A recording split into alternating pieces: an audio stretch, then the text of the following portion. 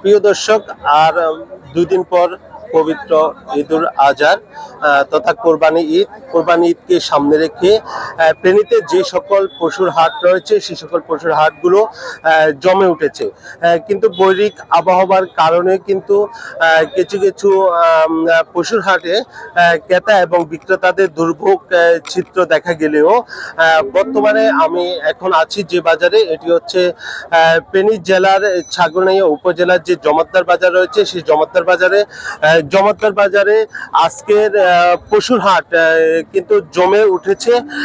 পশুর হাট এখানে দেখা যাচ্ছে সকাল থেকে প্রচুর পরিমাণের গরু, মহিষ এবং ছাগল রয়েছে। ছাগলগুলো ক্রেতারা ক্রয় করতেছে, বিক্রেতারা বিক্রি করতেছে, কিন্তু ক্রেতাদের আর বিক্রেতাদের মধ্যে আমরা দেখতে পেয়েছি বাদ বিতণ্ডা হচ্ছে।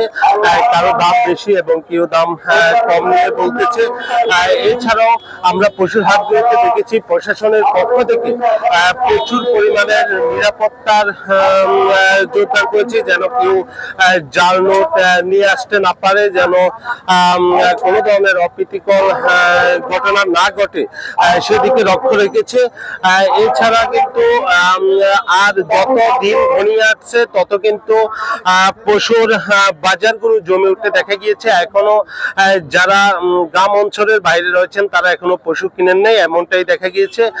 হয়তোবা আজকে এবং কালকের মধ্যে অনেকে পশু ক্রয় করবে এমনটা দেখা গেছে। আমরা এখন কথা বলবো বাজার ইজারাদার প্রতিনিধি একজন রয়েছে, তার কাছ থেকে আমরা জানতে পারবো আজকে আপনি বাজারটি কি ধরনের ব্যবস্থা রেখেছেন এবং বাজারে কয়টা থেকে কয়টা পর্যন্ত চলবে এবং কি ক্রেতা এবং বিক্রেতার জন্য আপনি কি কি সুযোগ সুবিধা রেখেছেন। বিসমিল্লাহির রহমানির রহিম। ধন্যবাদ। আমাদের এই ছাগলনাইয়া জমাদ্দার বাজার ও ঐতিহ্যবাহী অনেক পুরাতন বাজার। আমাদের ছাগলনাইয়া বাজারে আজকে রাত্রে 10টা পর্যন্ত ইনশাল্লাহ বাজার চলবে। আর হচ্ছে যে আমাদের আলোকসজ্জার ব্যবস্থা আছে। আর জনসাধারণের জন্য আমাদের এই রাস্তাটা আমরা ব্যবহার করতেছি। আর গাড়ি চলাচলের জন্য পুরান যে রাস্তাটা আছে ওইখানে গাড়ি চলাচল করতেছে। এখানে কোনো রকম যানজট সৃষ্টি হইতেছে না। ইনশাল্লাহ ক্রেতা বিক্রেতা উভয়ে সমন্বয় করে আমাদের এখানে গরু এবং মহিষ কিনতে পারতেছে, কারো কোনো সমস্যা হচ্ছে না। বাজার কমিটি ওইদিকে সতর্ক আছে।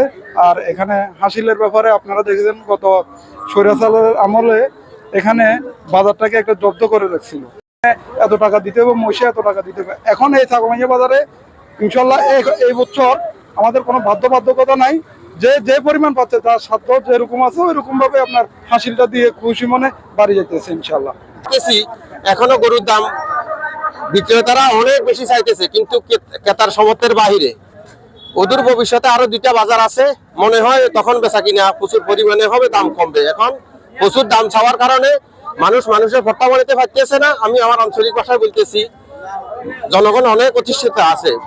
দর বিক্রয় এগুলা চলতেছে, তর্কাতর্কি চলতেছে, কিন্তু বেচা বিক্রি ক্রেতার সাথে তার কাছ থেকে জানতে চাবো আপনার বাজারে কয়টি গরু নিয়ে এসেছেন এবং গরুর দাম কেমন, আপনি বিক্রি করেছেন কিনা। আমরা প্রায় 20টা গরুর মতো আনছি বাজারে। এখন মোটামুটি কাস্টমার এবার নামে না, বেচা কিনে আবার চালু হলে এখন মোটামুটি এখনো বাজার নিয়ন্ত্রণে ইনশাল্লাহ ঠিক আছে। 2টা 2:30টার পর থেকে বুঝা দেবো যে কাস্টমার নামলে বেচা কিনে কিরকম হয়, দাম কিরকম হয়। আমরাও দাম চাইতে আছি, কাস্টমারও মূলে যাইতে আছে। এখনো মোটামুটি বেচা কিনা যদি চালু হয় তারপর বুঝা যাবো দাম কিরকম হয়, অথবা আমরাও দাম কিছু কমাই চামো কাস্টমারের পরিস্থিতি বুঝা। এই হিসাবে আছি ইনশাল্লাহ। গরু 20টার মতো আনছি আমি, এখনো একটাও বিক্রি করি না, দাম চাইতেছি কাস্টমার, এই হিসাবে আছি জি, ধন্যবাদ আপনাকে। আপনার দর্শক ক্রেতা এবং বিক্রেতাদের কাছ থেকে আপনারা যেমনটি জেনেছেন, পশুর হাটগুলোতে কিন্তু যত দিন ঘনিয়ে আসছে তত পশুর পরিমাণও বেড়েছে এবং কি ক্রেতা এবং বিক্রেতাদেরও ভিড় বেড়েছে। যদি বৈরিক আবহাওয়া যদি না হয় তাহলে কিন্তু তারা স্বাচ্ছন্দ্যবোধ ভাবে পশু ক্রয় এবং বিক্রি করতে পারবে। পশুর হাটগুলো যে মুসলমানরা তাদের যে কোরবানির জন্য তাদের পছন্দের পশুটি কিনতে পারবে নির্দ্বিধায়, এমনটাই প্রত্যাশা ফেনী জেলার বাজারে আসা ক্রেতা এবং বিক্রেতাদের। এই ছিল আমার কাছে ফেনীর পশুর হাট থেকে সর্বশেষ